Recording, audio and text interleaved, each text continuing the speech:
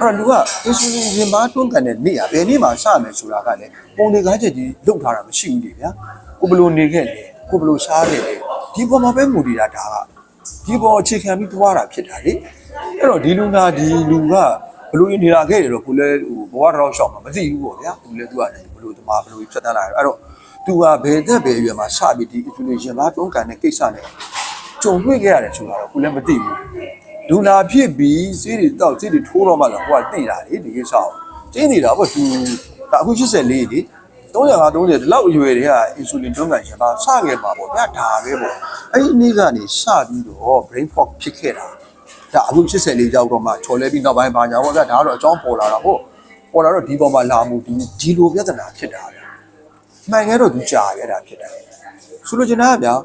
glucose ပေါ်ကနေအမြဲတမ်းအုံနောက်ကစွမ်းရည်ဖြူကိုယူတဲ့ကောင်းပြီရနေတဲ့အချိန်မှာတက်တနာဘာမှမရှိဘူးပေါ့ဗျာပို့ကြရှိတာပို့လိုက်ပြီဗျာအုံနောက်ကလည်းစားရတယ်ကြည်တင်နလန်းဆန်းနေအားလုံးမညံဒီကောင်းတယ်မမိတယ်ဘာမှပြဿနာမရှိဘူး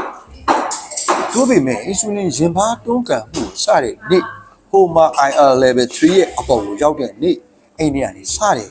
အဲ့ level တွေကလည်းပြင်းပြင်းတက်လာမှာပေါ့3ကနေ5ဖြစ်မယ်8ဖြစ်မယ်10ဖြစ်မယ်လိုမျိုးဖြစ်လာမှာပေါ့ဖြစ်လာတဲ့နှုံများလာတဲ့ပမာဏအလိုက်အုံနောက်ကစွမ်းရည်ဖြူ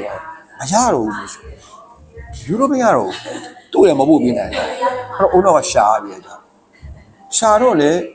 ချားမှမရှိဘူးလေဗျာလူကဒါပဲထည့်နေတာဆိုလိုတာဗျာကာဘူစားများတယ်ဒါပဲ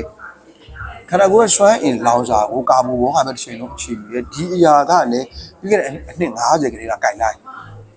ခန္ဓာကိုယ်စွမ်းအင်ကို5 6 5ယူပါလို့မာကရိုပေါ်မှာဒီတိုင်းပြောတာတော့ယနေ့အထိပြောတော့တဲ့ကိစ္စရတယ်။လူတွေကဒီတိုင်းပဲအမှတ်မှားတယ်ဒီတိုင်းပဲနေတဲ့ try ကိုအေးကပဲယူကြတယ်ဒါကတဘာဝ